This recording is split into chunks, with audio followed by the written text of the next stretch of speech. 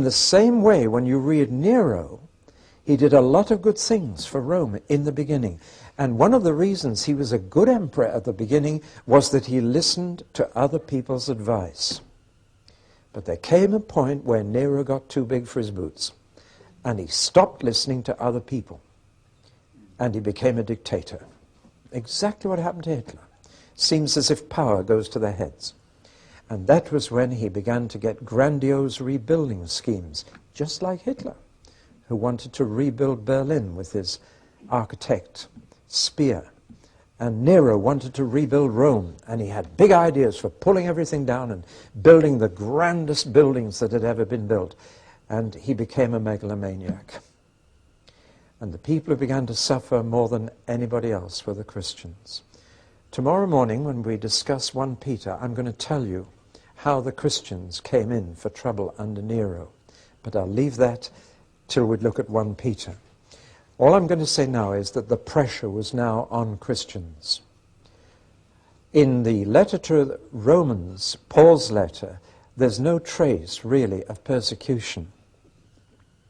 There is immorality in Rome that they have to fight, but there isn't yet a direct persecution. But in the letter to the Hebrews there is. And there's one little section which tells you exactly what kind of persecution they were already getting. They had none of them yet been martyred. The letter says you've not yet resisted to blood. You've not yet shed your blood for your faith. So there was no martyrdom yet, which means we're about the middle of Nero's reign. But the kind of pressure they were getting was this. They were getting their property attacked. They were getting their windows smashed. They were getting their doors painted. And so they were getting property. Also, they were losing their possessions, that their possessions were being confiscated. They were also, and this was the most severe, they had already, some of them, been in prison. And that's why there's an emphasis towards the end of the letter, visit those who are in prison. So we can build up a picture. Nobody had yet been killed, but they had been in prison, and Timothy had been in prison and released. Their property was being attacked, and they were losing their possessions, and indeed their homes. So it was getting pretty tough to be a Christian. It still wasn't costing them their lives, but it was costing them pretty well everything else. Now, of course, this was happening to all the believers, whether they were Gentiles or Jews. Then why was this letter only written to the Jewish believers? And the answer is really very simple and explains the whole letter. The Jews had an escape from suffering, whereas the Gentile believers didn't.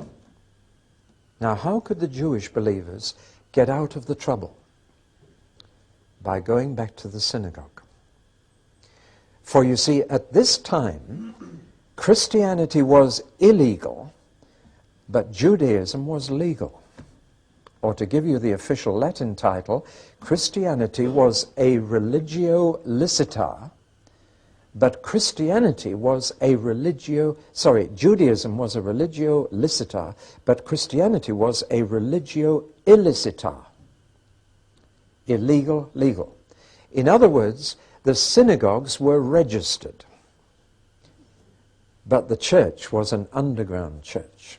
And we've had the same thing until recently behind the Iron Curtain. There were official registered churches, mainly Orthodox, a few Baptist, and there were underground churches. It didn't mean they were under the ground. It meant they were unregistered and outlawed and therefore liable to be arrested and punished. And whenever there's persecution, I'm afraid Christians tend to divide between those who compromise and get official registration and those who don't and suffer and are outlawed. Now then, in this situation, Gentile believers had no way of escape, but Jewish believers could say, well, I'm off back to the synagogue, and they and their families would be out of persecution. And they could say, but I'm going back to the same God.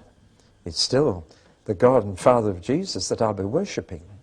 But the cost of doing it, the only way for them to get back into the Jewish synagogue and be safe was that the synagogue demanded that they publicly deny their faith in Jesus. Now you see the dilemma. Try and feel it if you and your family, you're Jewish, and now you've heard about Jesus, you believe he's the Messiah, you've joined the church, and now your children are being persecuted at school, and your windows are being smashed, and you're losing your property. And if you take your family back into the synagogue, they'll be safe. And it's still the same God, isn't it? It's the same God of the Bible. But you'd have to say in front of the synagogue, I deny that Jesus is the Messiah, and then they'll have you back. Now, do you get the dilemma?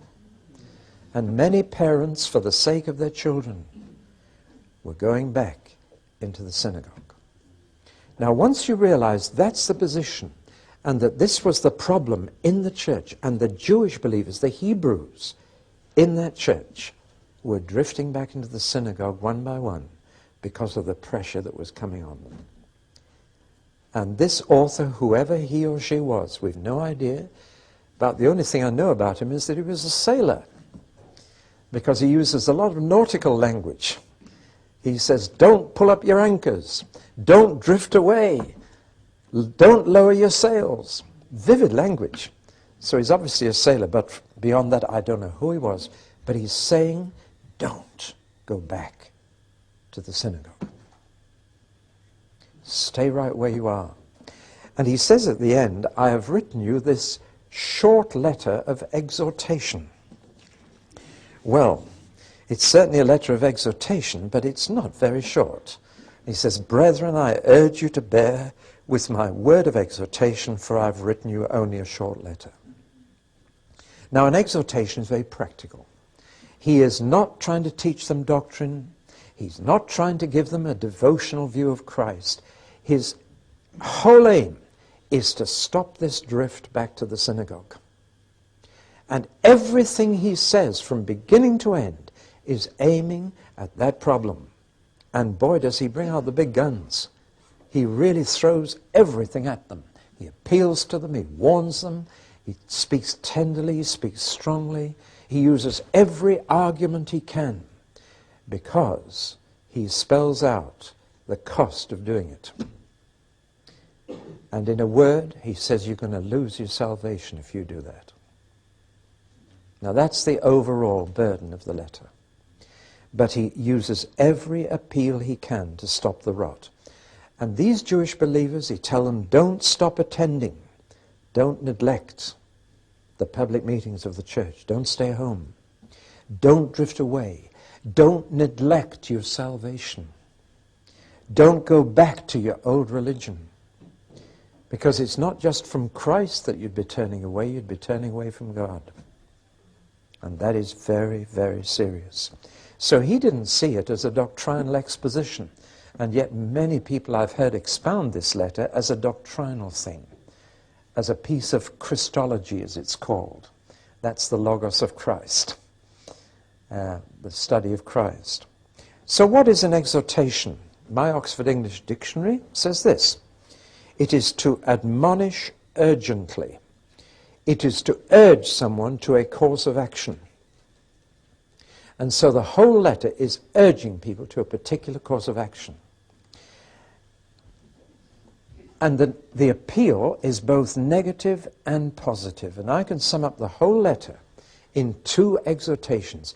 Please don't go back, but do go on. And everything in the letter is related to one or other of those appeals, those exhortations, those urging to action. Don't go back, do go on. The one thing that comes clearly out of this letter is that the one thing you can't do is stand still. And I'm afraid that is true of the Christian life. If you don't go on, you go back. And if you go back, you stop going on. You cannot stand still. You've got to keep moving.